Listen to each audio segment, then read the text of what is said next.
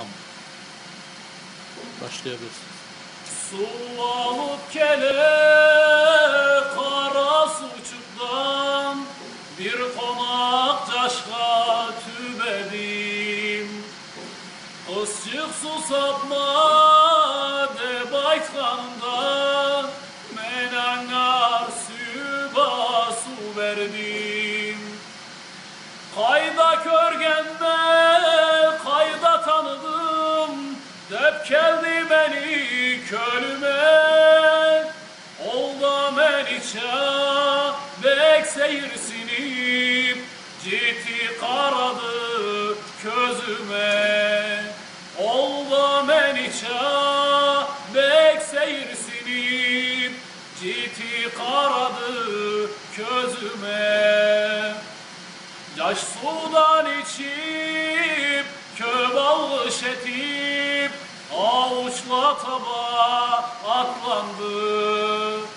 Yüreğim tebip, nasibim kesip, ben anızından sarıldım.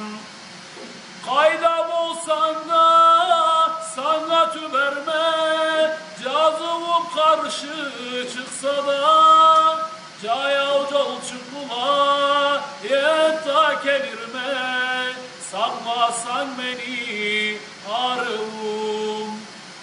Can kız bolsan adamla tübeydi deydiler, cürekten cürekke yol vardı deydiler. Gelmesen de kız çık atını, ketip bara eştip cürek avazını, cevap vereme bir eşsemeni cürek avazını.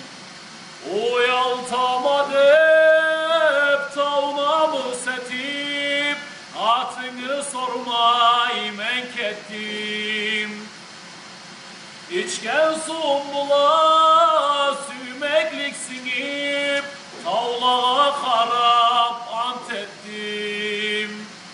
Kayda bolsan da sana tüberme, cazım karşı çıksa da, cayav çolçukluğa enta gelirme, saklasan beni arığım. Cayav çolçukluğa enta gelirme, saklasan beni arığım. Saklasan beni arığım. Hay Allah razı olsun. Kalay arıcırmış ya. Tanıyıp olursun bu yakışıklını, Bolurlanı Hamza. Allah razı olsun, sağ ol.